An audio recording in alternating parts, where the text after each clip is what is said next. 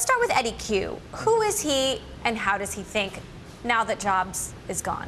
Eddie Q is the lieutenant that Tim Cook relies on. He's in charge of the App Store, iTunes, iCloud, a lot of the internet services that have been built around the iPhone and the iPad over the years.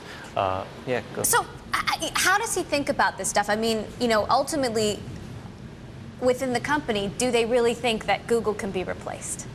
Yeah, I mean, Apple is talking with different potential partners all the time, and Yahoo has been involved with Apple since the beginning of the iPhone, like you said, with weather in the financial information. And so a deeper integration is something that has been talked about.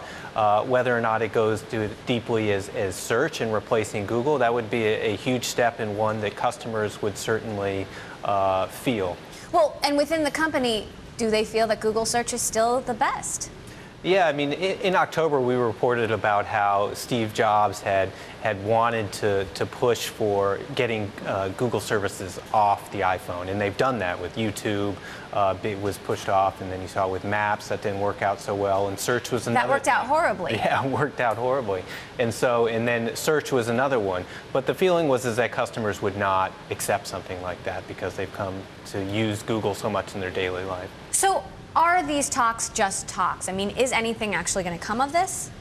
Well, I mean, to have people of Marissa Mayer and Eddie Q's caliber sitting down to talk about these things, it could certainly lead to more. Last year, there was a deeper integration with Siri, and so you could see other things like that rolling out over time. So it is significant that the two of them are sitting down. I mean, they don't talk on a regular basis. I mean, do executives from these companies talk on a regular basis? Yeah, I mean, I think a lot of these companies do sit down and talk a lot of time, particularly when Yahoo and Apple have a relationship like they do for the other features that are in there. But yeah, I think it's significant, and it could lead to something down the road. The bottom line is that Apple and Yahoo don't compete the same way that Apple and Google do. Yahoo doesn't have an operating system, doesn't make hardware, doesn't make an app store. So does that make them sort of obvious partners?